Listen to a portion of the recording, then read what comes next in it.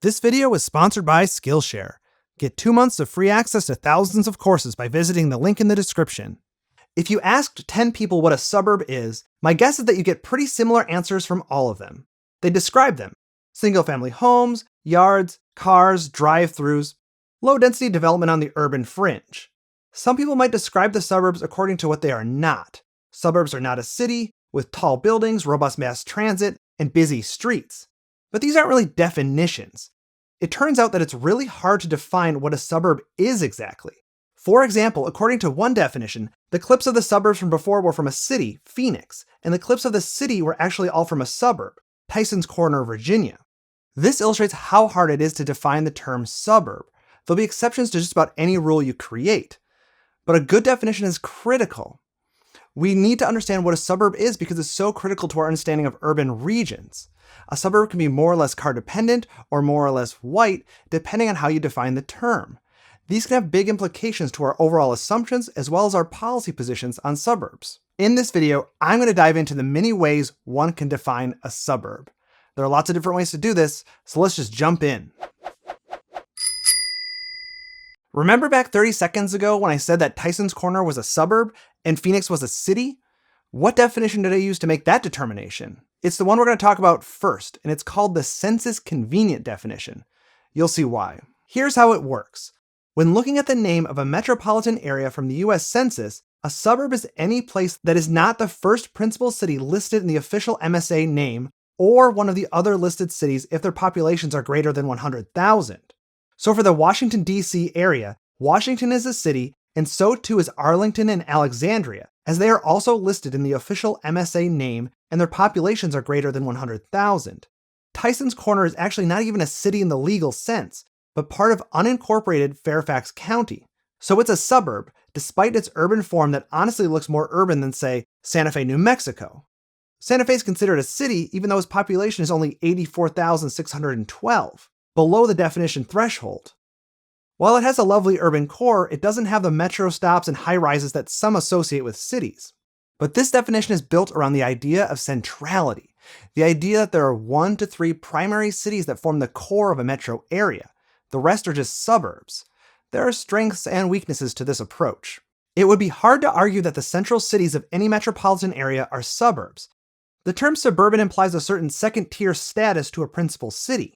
But this definition also ignores the rise of the polycentric metropolis.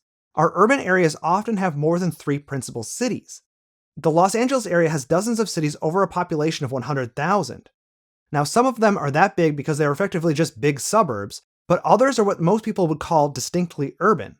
Some of these cities on the fringe can be classified as edge cities, named after the 1991 book that discussed their rapid development in modern metro areas.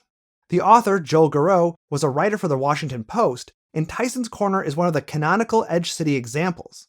Here are the criteria Garreau lays out to differentiate an edge city from a suburb: 5 million square feet of office space, 600,000 square feet of retail space. The population must rise every morning and drop every afternoon. It's the opposite of a bedroom community. The place is known as a destination. This area must not have been anything like a city 30 years ago. Now, the last point about timing doesn't really apply to our discussion, but if an area meets all of those first 4, you can make the case that it's not really a suburb anymore, even if it's not one of the first principal cities listed by the US Census in the MSA name. So that's definition number 1, census convenient with maybe a little bit of an edge city corollary. Definition 2 is different and frankly quite brilliant. It simply asks people if they live in a suburb, a city, or a rural area. If a majority of people in a neighborhood say they live in a suburb, it's defined as a suburb. The survey found that city boundaries are not well matched with what people consider urban or suburban. The study found that people living in New York City universally found it urban throughout the 5 boroughs, and a place like Los Angeles is far more urban than you would expect. The results line up well with the density of the neighborhoods. Survey respondents in areas with more than 2,000 housing units per square mile considered the area urban, while those living in areas with less than 100 housing units per square mile considered it rural. The suburbs were everywhere between 100 to 2,000 housing units per square mile. This definition shows us that parts of cities can be suburban, and the edge city concept shows us that parts of the suburbs can be urban. Wonderfully confusing. Okay, now we have 2 ways to define suburb. Let's give in to the rule of 3 and offer a final definition. This definition takes a totally different approach to the first two. It defines suburbs based on way of life or behavior, and it doesn't divide cities strictly into urban and suburban, but instead creates a continuum, and neighborhoods can fall somewhere on that spectrum. On the one end, you have what this definition would obviously consider a city. Car commuting, homeownership, and single-family housing rates are below the overall metropolitan area average. On the other end of the spectrum is the opposite, with all of these indicators below the metro area average. In between, you get that nuance. Category 5, which is considered suburban in this model, is where single-family housing and car commuting rates are above the metro average, but not homeownership rates. Category 6 is where homeownership and car commuting rates are above the metro average, but not single-family housing.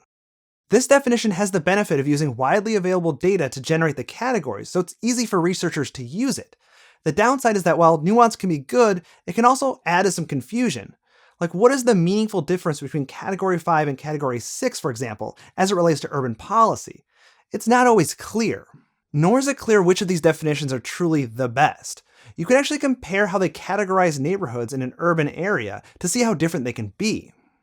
Here's a look at Houston according to our first Census Convenient definition. Greater Houston is called Houston, the Woodlands, Sugarland, and all three have a population greater than 100,000 people. So this map shows each of these cities as urban and the rest as suburban. Here's the second map, and it shows the survey version, the one that asks the residents to self-classify their neighborhood. Here you can see that the city of Conroe pops up as urban, but much of the Houston city limits is classified as suburban. Finally, you can see the spectrum model. It's a little harder to read, but you can see that places like Hampstead and Galveston are considered urban. Again, not all of Houston proper is classified on the urban side of the scale. Are any of these definitions better than any of the others?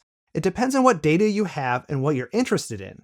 A local study of one metro area may be willing to use data necessary for a spectrum approach, while a study that compares metro areas across the entire country may use a simpler census convenient approach. I think that each definition can bring us closer to some basic agreement. I think it's fairly safe to say that any principal city in a metro area is probably not a suburb, though maybe some of the neighborhoods within it are suburban. And I think it's also fair to say that suburbs exist on a continuum. They're not all the same thing. One additional point to consider is that suburbs continue to change. They are more diverse now than ever. And while some remain upper class, inner ring suburbs are beginning to look like poorer urban neighborhoods. These trends will make it harder to have one concrete idea for what a suburb is. So I'm sorry that there's not one easy answer to the what is a suburb question, but I hope you found that searching for an answer was an interesting journey on its own. Now, if you're the kind of person who likes to look for answers online, may I direct your attention to Skillshare. Skillshare is the sponsor of this video, and I'm always happy to promote them on this channel because they have great videos made by experts. I use this service all the time. For example, like all YouTubers, I've thought about making merch. Buttons, shirts, posters, that kind of thing. Skillshare is an excellent class by Aaron Draplin on how to plan, design, and produce merch that is extremely relevant to me and my interests. And Skillshare is for everyone, not just YouTubers. They have courses on business, design, technology, and more. Go to Skillshare.com and check it out. The first 1,000 people who click on the link in the description will get 2 months of free Skillshare Premium access. So you get access to everything on the site for free. Signing up is a great way to support this channel, so thanks for considering it.